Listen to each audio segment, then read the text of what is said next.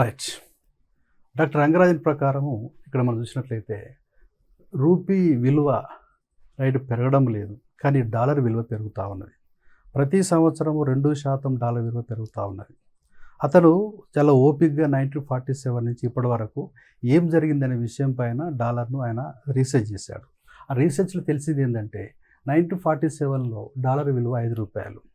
Right. 2025లో around 84, 85 ఉన్నది. ఇది ఇట్లే కొనసాగితే 2047 సంవత్సరానికి రూ. 134 అవుతుంది. రూ. 134 కనుక నిజంగానే అయినట్లయితే ఏమవుతుందంటే ఇంటలెక్చువల్స్ కాదు, ఇక్కడ ఆర్డినరీ ఇండియన్స్ కూడా బయటికి పోయే అవకాశం ఉంటుంది. ఈవెన్ బెగ్గర్స్ కూడా బయటికి పోయే అవకాశం ఉంటుంది. ఎందుకంటే ఇవాళ ఒక ఇండియన్ బెగ్గర్ అమెరికాలో కనుక అడుక్కుంటే ఒక రోజుకు $100 సంపాదిస్తే ఆ $100 ఇంటూ 134 ఎంత అవుతుందండి? $13,400 అవుతుంది. అంటే దాని అర్థం ఏంది ఇక్కడ?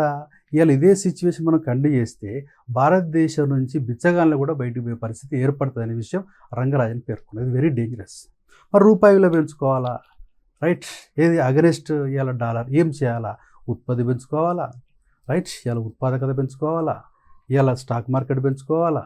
ఇలా వ్యవస్థాపన సౌకర్యాలు పెంచుకోవాలా? సాంకేతిక సౌకర్యాలు పెంచుకోవాలా? అర్థమైంది. అలాంటప్పుడే మనం రూపాయి విలువను పెంచుకుంటాం. లేదు అంటే పరిస్థితి చాలా దారుణంగా ఉంటుందనే విషయం ఇక్కడ అర్థం చేసుకోవాలి. అదేవిధంగా ఇంటర్నేషనల్ రిపోర్ట్స్ ఇవాళ హంగర్ ఇండెక్స్ కావచ్చు, హ్యాపీనెస్ ఇండెక్స్ కావచ్చు, అర్థమైందా? ఇలా ఏ ఇండెక్స్ అని కావచ్చు అద్భుతంగా. అదే రకంగా ఇంటర్నేషనల్ క్రెడిట్ రేటింగ్ ఏజెన్సీస్ ఉంటాయి. ఇవాళ మనకు స్టాండర్డ్ పూర్ కావచ్చు, ఇలా ఫిచ్ రేటింగ్ కావచ్చు, మూడ్ రేటింగ్ కావచ్చు. ఇక్కడ ఈ యొక్క రేటింగ్స్లో ఏం చేయాలంటే మనము మన యొక్క పొజిషన్ పెంచుకోవాలి. పొజిషన్ పెంచినప్పుడే రూపాయి విలువ డాలర్కి వ్యతిరేకంగా పెరుగుతుంది. లేదు అంటే టోటల్ భారతదేశం ఎమిగ్రేషన్కు దారితీసే అవకాశం ఉందనే విషయాన్ని ఇక్కడ ఎస్ రంగరాజన్ పేర్కోవడం జరిగింది. రైట్. ఓకే.